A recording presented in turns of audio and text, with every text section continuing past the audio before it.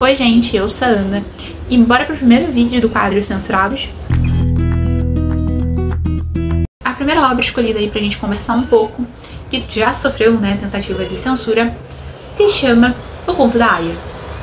Então, é sempre legal enfatizar logo no início desse vídeo que a ideia aqui não é ter nenhum viés político, tá? É simplesmente trazer livros que abordem assuntos e questões que normalmente a sociedade não gosta muito de falar. Eu acho que esses livros são necessários porque quando a gente reflete sobre os assuntos, quando a gente conversa, a gente dialoga, independente da visão de mundo que você tenha, a gente quebra um pouco aí esses preconceitos e a gente consegue entender um pouco mais o lado do outro. Por mais que a gente não concorde, tá, gente? A gente não precisa concordar, tá? Calma. A gente precisa realmente entender. Por isso que eu trouxe como primeiro livro O Conto da Aia, um livro super famoso, uma série super famosa, né? E aqui a gente vai conhecer a sociedade de Gilead, que há um tempo atrás era América do Norte, mas acaba tendo aí essa mudança de nome porque tem uma mudança de regime, né? Mas o que acontece para esse livro começar? Essa sociedade ela vai ter uma taxa de natalidade cada vez mais baixa. Isso vai ocorrer devido a muitas outras coisas, tá, gente? A autora utiliza um argumento ali que eu não vou revelar porque senão vai ser spoiler.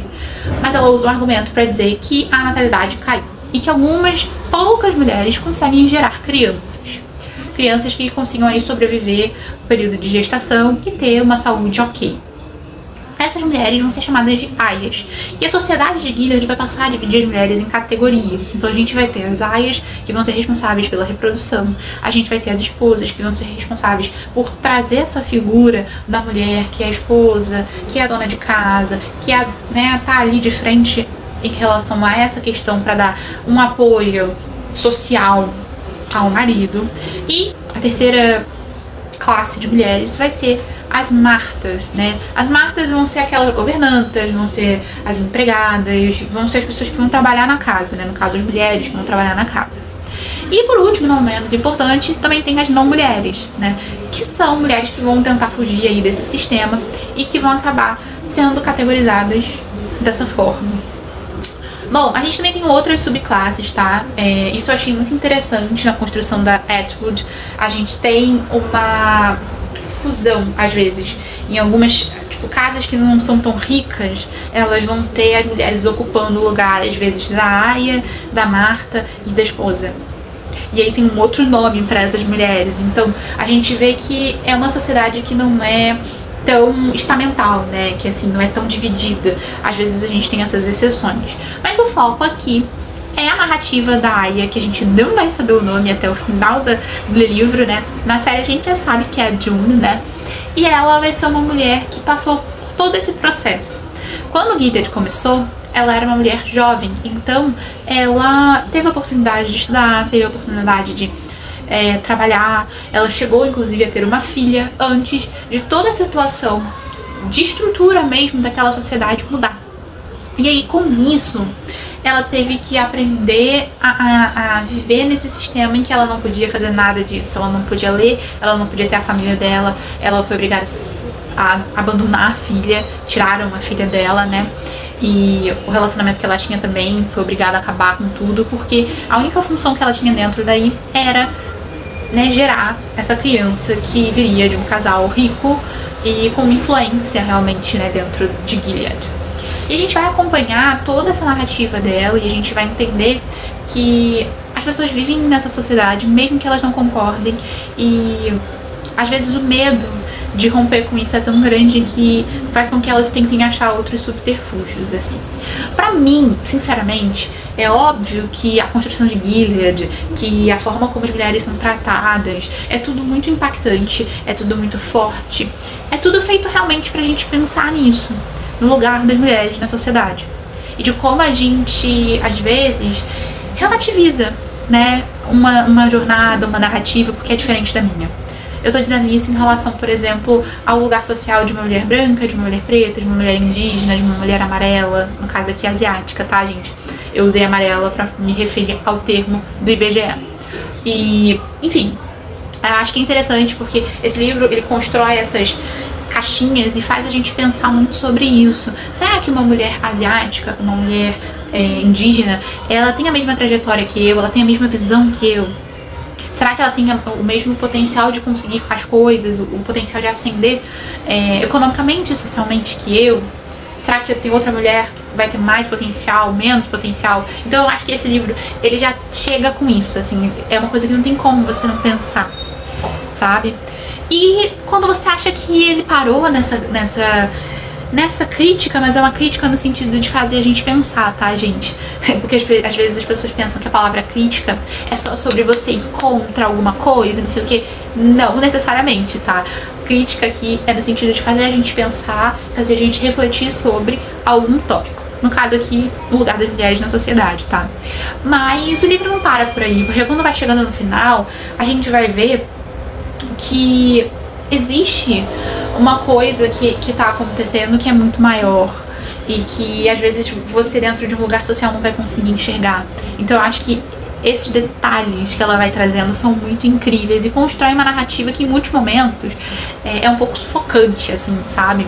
Tipo essa questão do nome, a gente não sabe o nome da June até o final, porque não importa nessa sociedade saber o nome dela. É uma coisa meio, né, uma coisa meio bruta, meio, né, tensa, e faz a gente pensar sobre. Eu acho que até períodos da história mesmo, que pessoas passaram por falta de direitos mesmo básicos, como um nome. Então, o livro, ele tem essa pegada. E eu acho que, assim, o final, pra mim, é a cereja do bolo, tá? Porque a gente vai descobrir que o jeito que ela narra tá muito ligado ao final da história, né?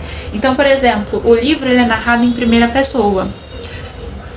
Tá, vamos fazer uma explicação rápida do que significa em primeira pessoa. É como se eu estivesse falando diretamente pra alguém. É como se eu estivesse sendo entrevistada. É como se eu estivesse gravando um relato.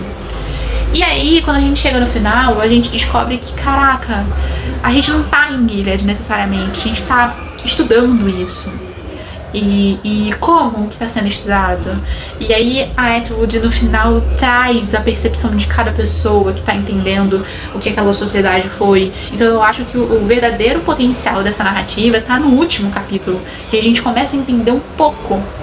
Mas assim, é incrível. Se você assistiu a série, eu acho que vale a pena você ler o livro, porque o final do livro é bombástico. Se você nunca leu, nunca assistiu o Conto da Aya, eu super indico. Eu sempre vejo muita gente questionando essa questão da violência, né? Que aí, ó, um outro tópico, né? Do porquê alguns livros sofrem censura, né? O conteúdo de violência.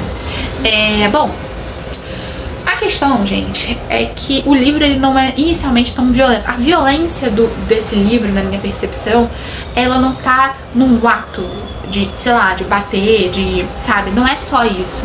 A violência em muitos momentos desse livro tá no silêncio, tá na falta de informação, tá em você perder algo, em perder a sua família, em perder o seu nome, em perder o seu, sabe? Então eu acho que é isso, sabe? Isso pra mim pega mais. Então eu acho que o livro é um pouco mais tranquilo em relação a isso. A série realmente, eu acho que acaba pegando mais essa questão porque é tudo muito visual. Então você tá vendo aquilo, tá vendo as consequências. Mas eu acho que independente disso, é aquilo, né, gente?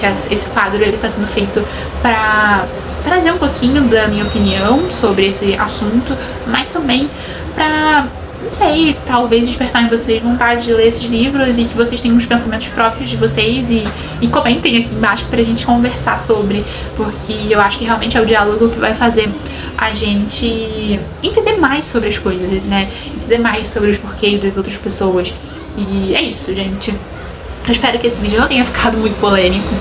Eu espero que vocês tenham gostado, que, enfim, vocês curtam, comentem, se inscrevam, que é sempre muito necessário. E é isso, gente. Por favor, não me cancelem.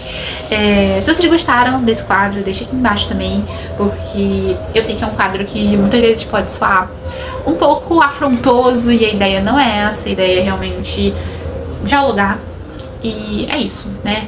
Se você tiver alguma sugestão de algum livro que você sabe que pode ter sofrido algum tipo de censura, né, de terem tirado de escolas, tirado de circulação, deixa aqui embaixo também, que eu vou adorar estar conhecendo essa história e podendo trazer aqui pra vocês um pouquinho do que eu penso e vocês também trazerem aqui nos comentários um pouquinho do que vocês pensam e a gente ir conversando e dialogando e se aperfeiçoando, né? É isso, gente. Até o próximo vídeo. Tchau!